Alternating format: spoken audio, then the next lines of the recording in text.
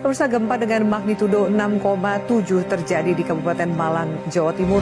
Berdasar data BMKG, epicenter gempa berada di laut 90 km barat daya Kabupaten Malang dan memiliki kedalaman 25 meter. Getaran gempa dirasakan di wilayah Jawa Timur, Jawa Tengah, Yogyakarta, dan juga Bali. Gempa bumi dengan magnitudo 6,7 mengguncang wilayah Kabupaten Malang, Jawa Timur, Sabtu 10 April 2021 siang.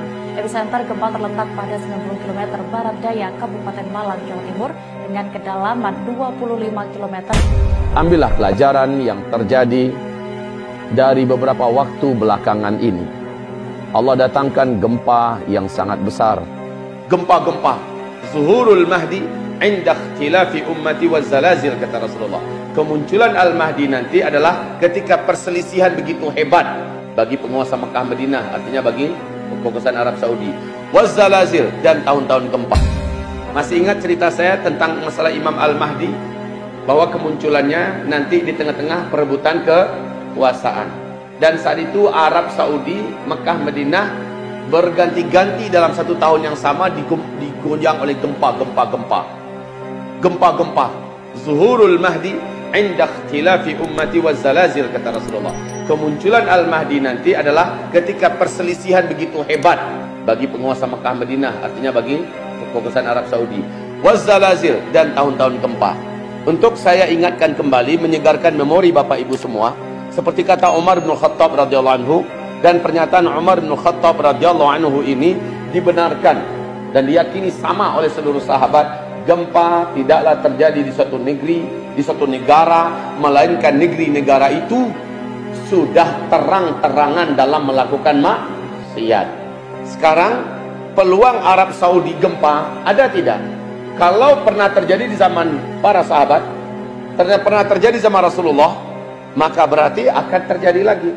Dan maksiat yang dibuat di Arab Saudi sekarang ini, wahai bapak-bapak dan ibu-ibu, sudah mencukupi syarat untuk digoncang oleh Allah dengan gempa.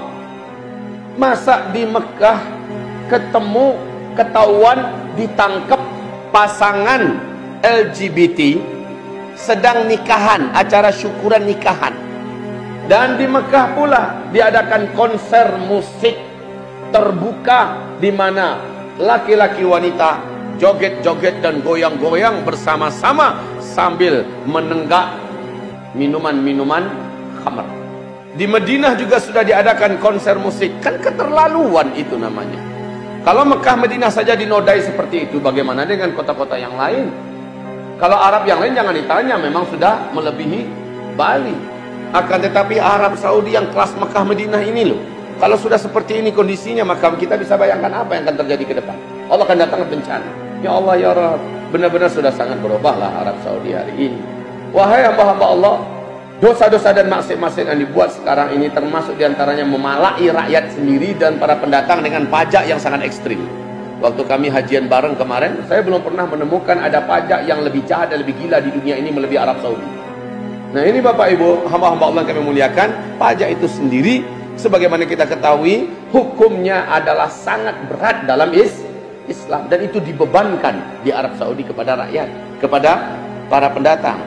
Baik, apa yang menjadikan asbab timbulnya gempa? Lengkap, tinggal datang saja lagi gempanya. Baik, hamba-hamba Allah yang kami muliakan, nah berkaitan dengan Imam Mahdi, dia akan muncul di tahun-tahun perselisihan dan terjadinya gempa-gempa. Maka sebelumnya Syekh Muhammad Nasiruddin Al-Albani di dalam kitab beliau yang mengutip tentang masalah kedatangan Al-Mahdi menuliskan hadis Sahih Bukhari Muslim tentang kemunculan Al-Mahdi, bahwa peluang untuk berdirinya khilafah Islamiyah terlebih dahulu ada sebelum kemunculan Imam Al-Mahdi. Jadi peluang hadir dan muncul terlebih dahulu khilafah Islamiyah, namun belum dengan ala minhajin nubuwah, tapi sudah berbentuk khilafah Islamiyah, bukan ISIS ya, bukan, karena masih dalam konsep Ahlus Sunnah wal Jamaah, namun belum ala minhajin nubuwah. Nanti ala minhajin nubuwahnya langsung Al-Mahdi yang pegang. Nah, menjelang itu ada urut-urutan hadis yang ceritakan Nabi tentang berdirinya khilafah Islamiyah, yaitu di Palestina, kata Rasulullah. Sebagaimana pesan Rasulullah kepada Ibnu Hawalah, engkau harus hijrah nanti ke Palestina di akhir zaman. Bila engkau dengar khilafah Islamiyah nanti dikumandangkan berdiri di Palestina. Sementara pernyataan Rasulullah kepada Mu'adz bin Jabal dalam hadis sahih riwayat Imam Muslim, Rasul berkata kepada Mu'adz bin Jabal, "Hai Mu'adz, engkau akan dengar nanti Masjidil Aqsa nanti di akhir zaman dibebaskan kembali oleh hamba-hamba Allah yang terbaik." Kemudian setelah pembebasan Masjidil Aqsa, maka diumumkanlah khilafah Islamiyah di Palestina. Apabila kalian mendengarkan khilafah Islamiyah diumumkan di Palestina, ketahuilah kata Rasulullah, negeri yang teraman dan terkuat saat itu adalah Palestina, sementara kondisi Madinah Al-Munawwarah sedang kacau-kacau dan chaosnya. Demikian sabda Rasulullah sallallahu alaihi wasallam. Kalau Madinah kacau, Mekah pasti lebih kacau lagi. Bila Mekah Madinah saja kacau, maka sudah dipastikan Arab Saudi kacau. Kalau Arab Saudi sebagai kepala Timur Tengah saja kacau, maka jangan diragukan lagi kekacauan yang terjadi di seluruh Timur Tengah. Kalau Timur Tengah saja sudah seperti itu, maka bagaimana lanjutan dengan seluruh negara yang ada di dunia? Ibarat Allah, hamba-hamba Allah yang kami muliakan. Sekarang bagi kita semua yang ada dan menyaksikan perkembangan yang ada di Timur Tengah, simaklah berikut ini, bahwa kondisi Masjidil Aqsa dijajah adalah lanjutan sebenarnya daripada pembebasan. Pembebasan Masjidil Aqsa diumumkannya khilafah Islamiyah, tentu terlebih dahulu kalimat pembebasan Masjidil Aqsa secara badahi langsung kita pahami Masjidil Aqsa dijajah kembali. Begitu kan? Nah, penjajahan Masjidil Aqsa ini alhamdulillah si Donald Trump lah yang melakukannya.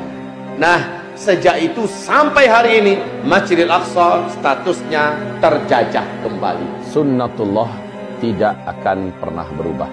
Demikian yang Allah tetapkan dan Allah umumkan di dalam Al-Quranul Karim. Lan tajida li sunnatillahi tabdila. Sekali-kali tidak engkau akan dapatkan perubahan dalam sunnatullah. Apa yang dimaksud dengan sunnatullah? Ketetapan Allah, sebab dan akibat. Ini adalah sunnatullah. Siapa yang melakukan ini, dia akan mengalami ini. Siapa yang mendekati api dan bermain api, dia akan terbakar. Siapa yang mencemplung ke dalam sungai, dia akan basah. Ini namanya sunnatullah. Maka engkau tidak akan pernah melihat sunnatullah ini ada perubahan. Saudaraku, ambillah pelajaran yang terjadi dari beberapa waktu belakangan ini. Allah datangkan gempa yang sangat besar bagi orang-orang yang telah mendustakan ayat-ayat kami. Banyak orang-orang soleh di sana, banyak orang-orang taat di sana, tetapi kesolehan dan ketaatan mereka belum sanggup meredam atau mengimbangi kejahatan yang dilakukan oleh segelintir kecil umat manusia yang sudah terang-terangan dalam kejahatan mereka. Maka terjadilah demikian. Saudaraku, semoga diambil indah apa yang kami katakan, diambil pelajaran apa yang kami sampaikan, dan kita tidak ingin menyaksikan kehancuran barulah kita menyesal. Kita ingin menyesal terlebih dahulu agar kehancuran tidak perlu terjadi. Bukankah demikian yang terbaik? Para nabi-nabi kalau sudah memberikan peringatan, di balik pendustaan kaumnya terhadap peringatan itu terjadilah kehancuran. Sekarang nabi-nabi sudah tidak ada, yang adalah para alim ulama yang menyampaikan dakwah kebenaran. Ketika kebenaran dan dakwah ini disampaikan, malah didustakan, malah ulamanya diperangi, hal yang sama akan terjadi. Hari akan terus berputar, sejarah akan terus terulang, hanya lakon saja yang berbeda, dan sunnatullah tidak akan pernah berubah.